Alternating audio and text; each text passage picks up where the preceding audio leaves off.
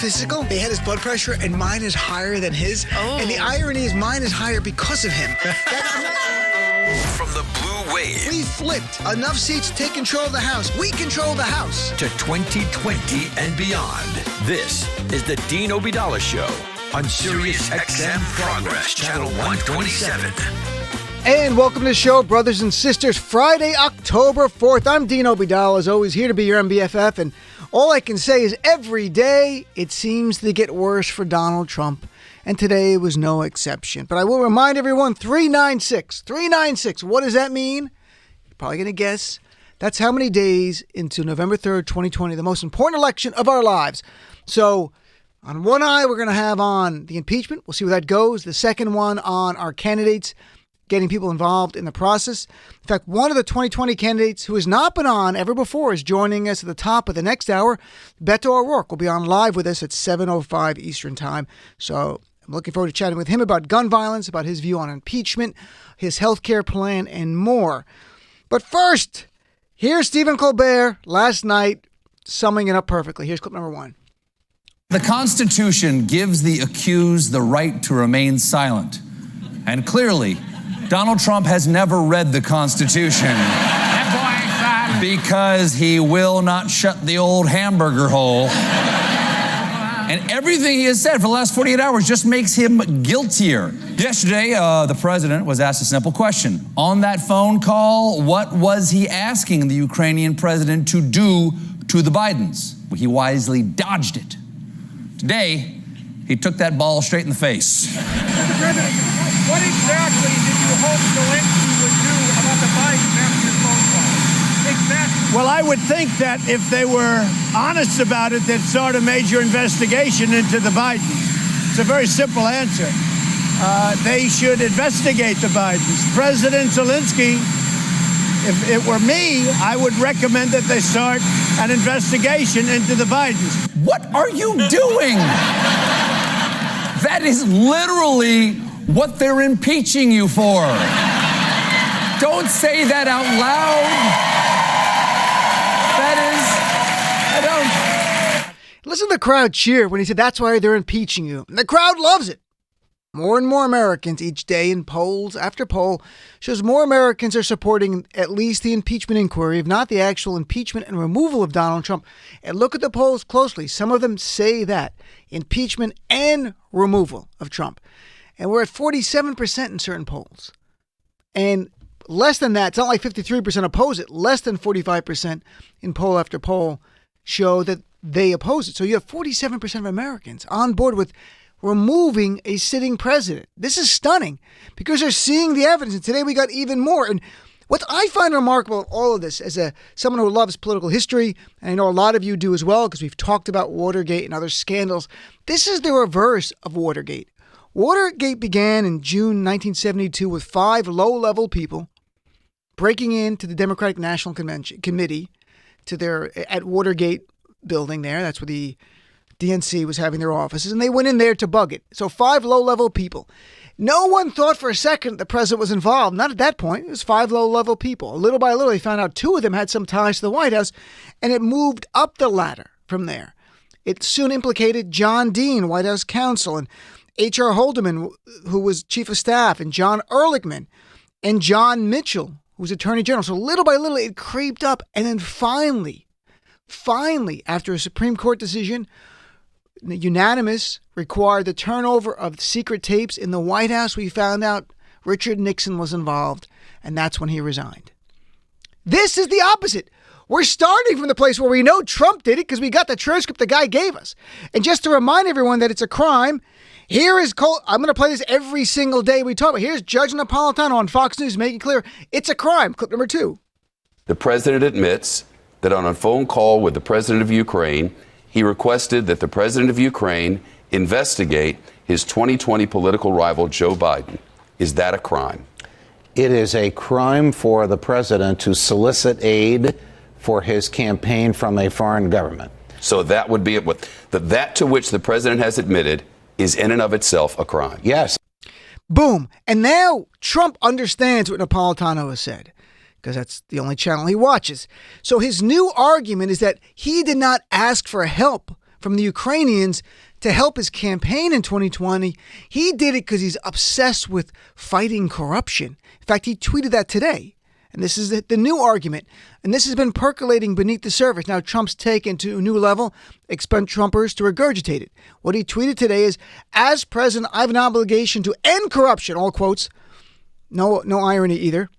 End corruption, even if that means requesting the help of a foreign country or countries. It's done all the time. This has nothing, all caps, to do with politics or a political campaign against the Bidens. This does have to do with their corruption.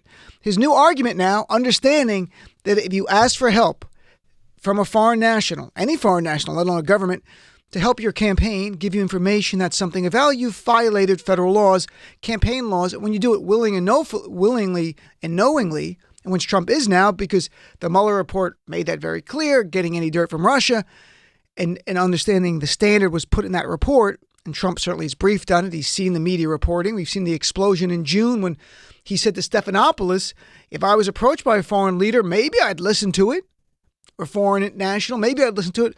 And the pushback was very clear. So he willingly and knowingly violated the federal law. So his new argument is, I didn't do that to help my campaign. His new argument is, I am a corruption fighter, and this has nothing to do with 2020.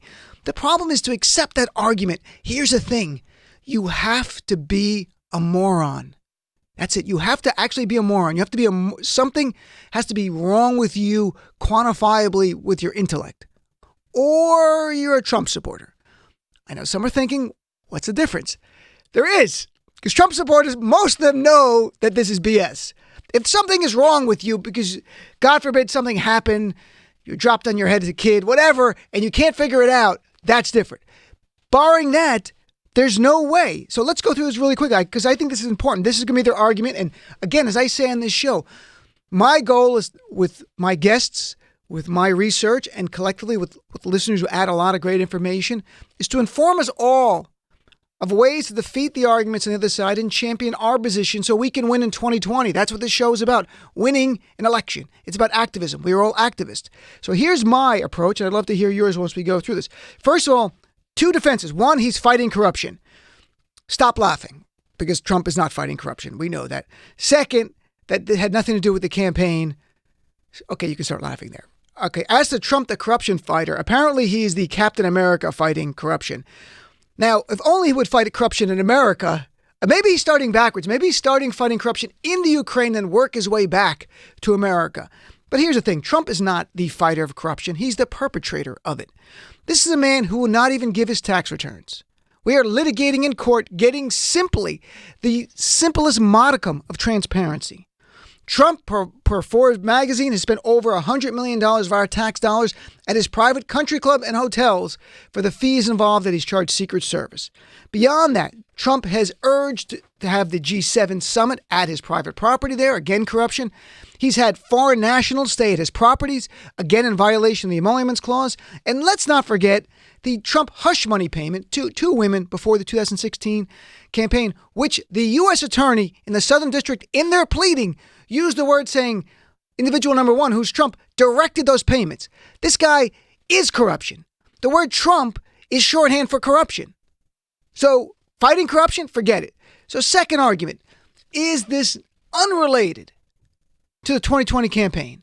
Is Trump just somehow trying to help the country of Ukraine with their corruption problems and sincerely saying, we're not going to give you any more money until you show us you're fighting your own corruption issues here? That second argument is so funny, it should come with a 2-drink minimum. That's how ridiculous it is. And let's go through it.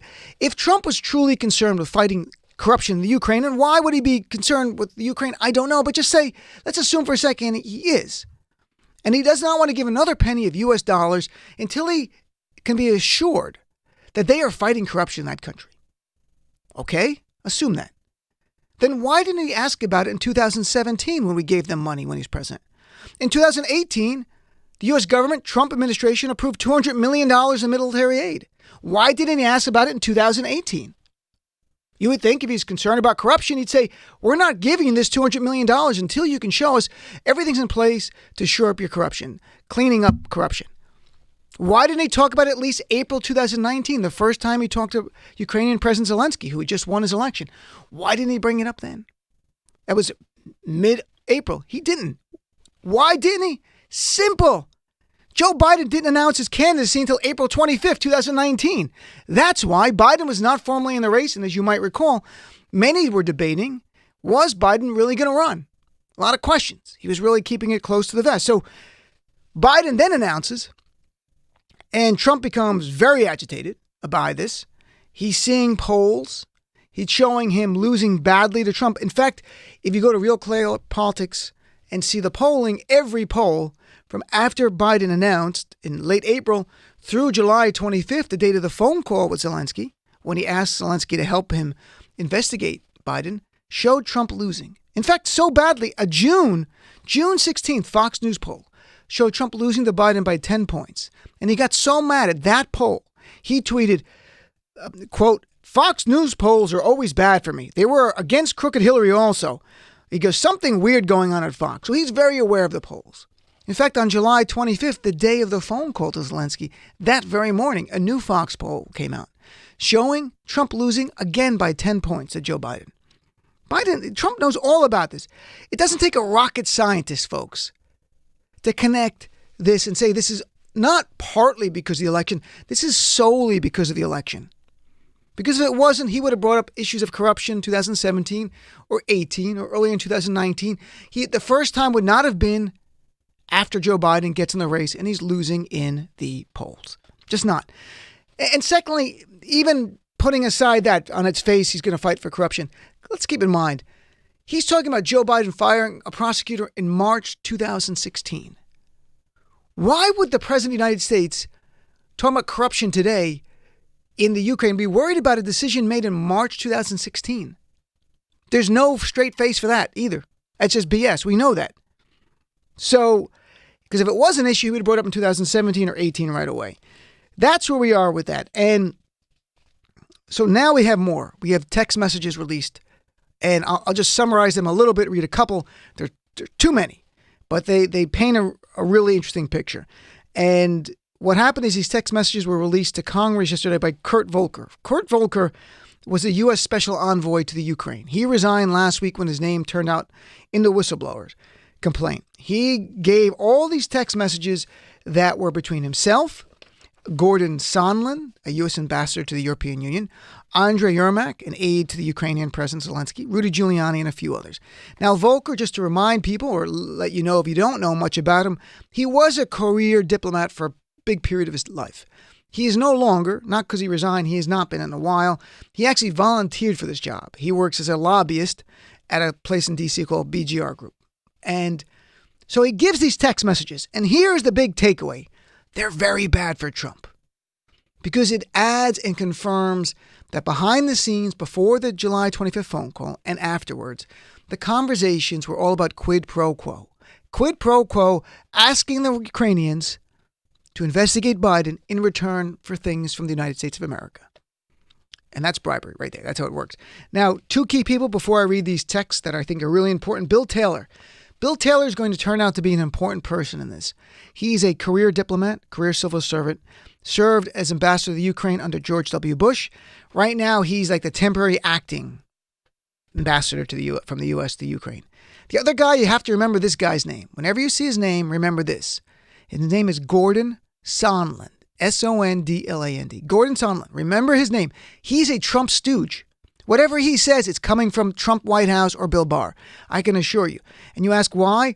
This is not a career diplomat. This is a rich guy who started a hotel chain, and his only government experience before this was he was on the Oregon Governor's Office of Film and Television. So you're like, how did he get the job? Simple. He bought it. Gordon Sondland, and this is legal, and this shows the corruption in our country. For Donald Trump's inaugural campaign committee, Gordon Sondland donated, are you ready for this? $1 million. He bought an ambassadorship, but obviously he's very supportive of Trump. He gave $1 million to Trump. So anything, Gordon, whenever you see the name Gordon Sondland, just replace it with Donald Trump because he is just speaking for Trump. He's helping Trump commit these crimes in all likelihood. I think Gordon Sondland's going to be very important along with Bill Taylor and all of this. So I'll read a couple of texts and we'll take phone calls. There's a whole stream of them. If you didn't see the reporting, I urge you over the weekend, take 6 or 7 minutes. You can read them. Here's some of the key stuff.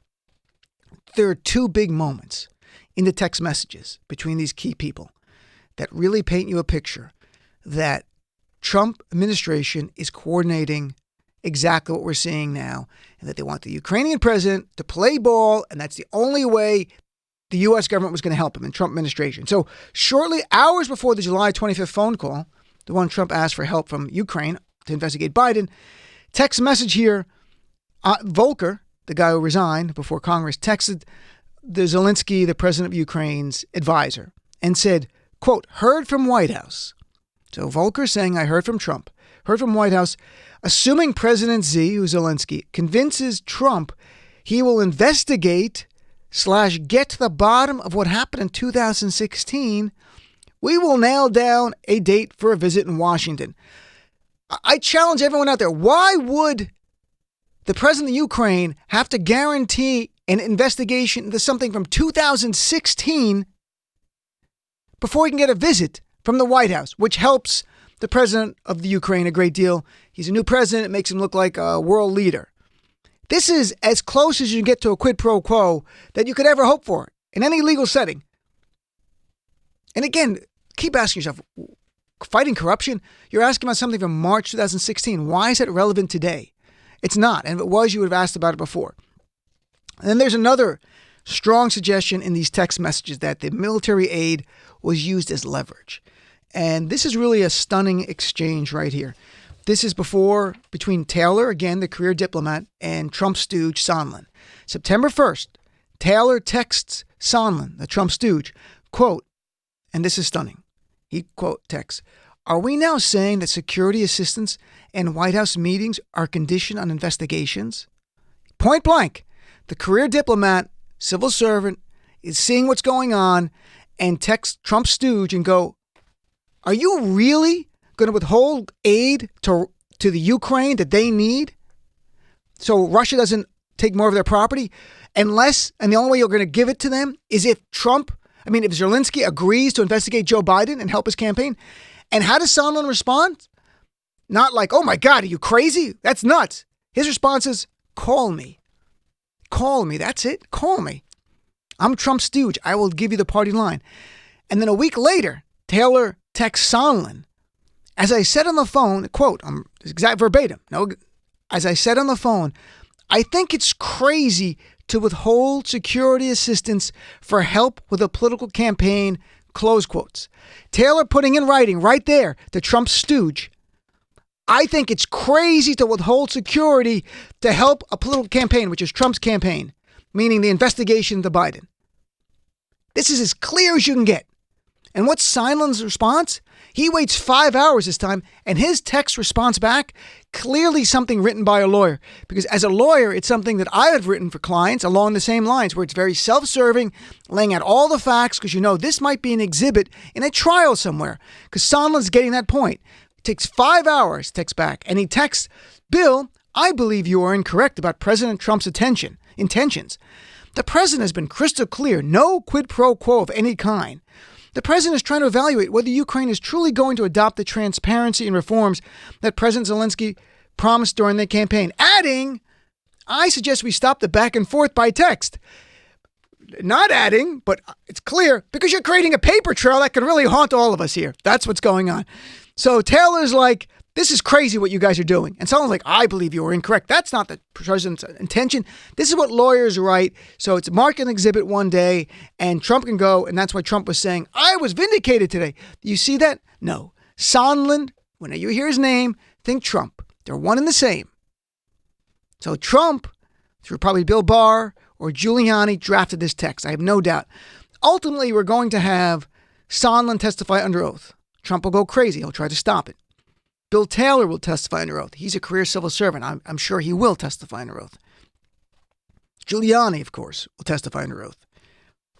But we are actually watching a conspiracy and crimes that I'm not going to say it's worse than Watergate, because when you really look at the whole scope of Watergate, what Nixon did was unbelievable, using the full apparatus of government, but it was for the same exact purpose. Nixon was trying to get dirt on his 72 Democratic opponents in the re-election campaign. And he did not want to run against Edmund Muskie, who viewed as the strongest candidate. He wanted to run against George McGovern.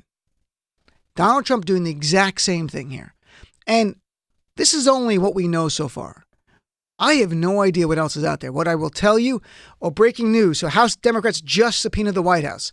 This is Watergate stuff now, folks, because it seems like a run-of-the-mill thing. So they're subpoenaing the White House. This is actually big. They're subpoenaing the White House in the context of an impeachment inquiry. That's what makes this very unique. So this is breaking news all over, except for Fox News, because right there it's all about Hillary's emails and Joe Biden. So breaking news, it's a formal.